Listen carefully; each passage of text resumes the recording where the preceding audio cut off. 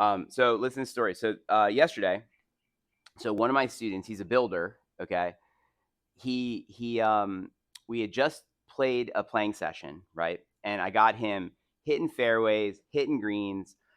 He finished his playing session parring the last 5 holes, which was amazing because he started off like double bogey from a hook drive, and then he pulled an iron, and then that was another double bogey, and then so I totally got him on track, and he was striping it right.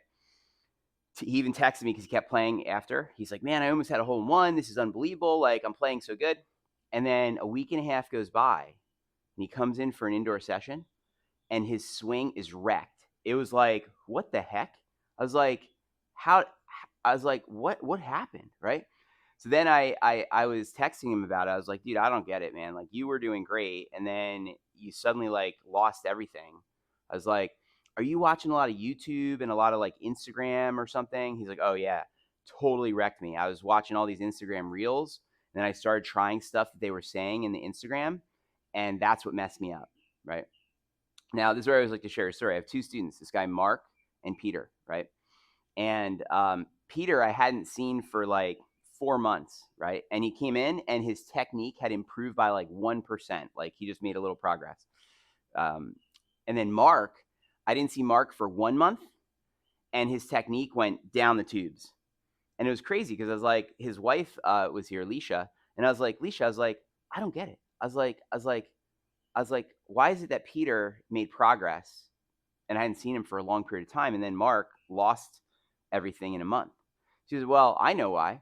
Because Mark, he isn't just seeing you, Ryan. He's watching everything he can watch on Golf Channel. He's got YouTube going. He's got the golf magazines. He's even got other coaches that he's seeing on the side at the same time that it's getting him confused. Where Peter, he just listens to you. You got him to go from 100 to shooting a 79.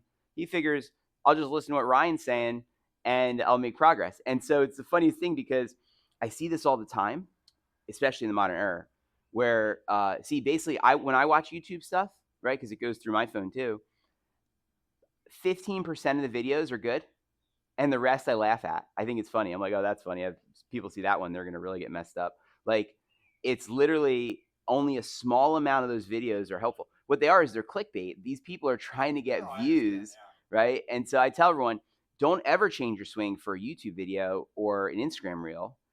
Instead, use the swing catalyst to determine if you should make a change or not. See, this program is designed for fixing swings, and you can't just go out and be like, oh, I'm going to try this today. And it's just like completely up in the air or something. Or even what's even worse sometimes can be friends that are trying to help, giving advice that they shouldn't be giving. The best example of that would be I had a two quick examples. FBI agent, and her form was improving every time I saw her, and then she'd come back, it was a mess.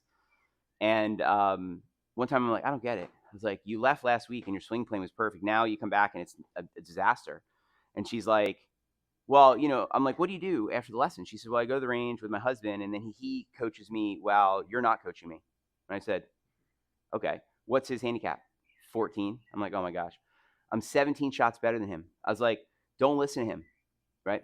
And the worst example was I had a young girl that I trained to get to college golf, and after 2 years, I got her to shoot 2 under par. Right, a week later, she's getting scouted by the college coaches, and she comes in a frantic mess, and she's like, everything's broken. I don't know what's going on. Right before this happened with the college coaches, and it turns out that the high school coach had told her what to do, and he's like a history teacher that's teaching golf on the side, and he messed her up completely.